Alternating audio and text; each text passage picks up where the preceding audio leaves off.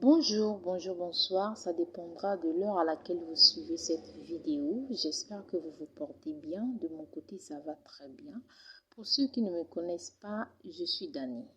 La famille sur cette chaîne Dani Officiel TV, on vous parle de tout ce qui se passe dans le monde entier. On raconte des histoires vraies incroyables.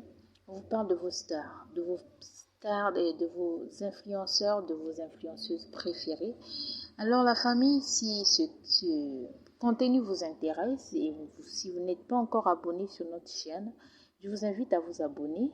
Surtout, n'oubliez pas d'activer la cloche de notification pour ne rien rater. Je viens avec une triste nouvelle ce soir. Le ministre d'État, ministre de la fonction publique, du travail et de la sécurité sociale est décédé des suites d'un malaise. Son décès survient en Turquie où il se trouvait pour des soins, lesquels ne parviendront pas à le sauver du repos éternel. Après de longues années de service rendu à la nation congolaise, Firmin Aïssa s'en est allé, laissant sa famille dans la tristesse. Âgé de 74 ans, de haute commis de l'État a consacré des décennies à servir le pays d'abord en qualité de journaliste, puis en qualité d'homme politique et de personnalité administrative. Il a débuté sa carrière de journaliste après ses études supérieures en lettres à l'université de Brazzaville et ses études en communication à l'université de Bordeaux en France.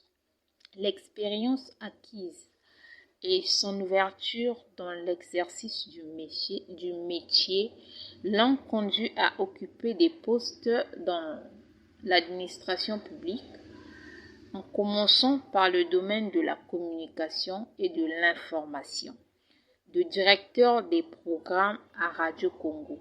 Il passe conseiller en communication à l'ambassade du Congo à Paris, puis directeur du cabinet du ministre de l'Information, des Postes et Télécommunications, directeur général de l'Agence congolaise d'information, conseiller en communication du président de la République, membre du Parti congolais du travail depuis 1984. Il accède au comité central du dit parti en 1990 et au bureau politique en 2006.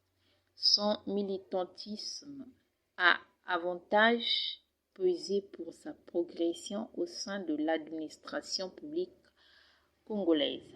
Outre des postes de responsabilité déjà évoqués, il en a occupé d'autres au sein de la présidence.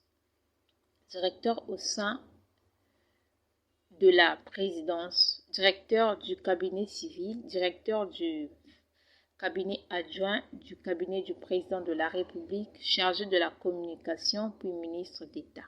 Directeur du cabinet du président de la République de 2002 à 2007.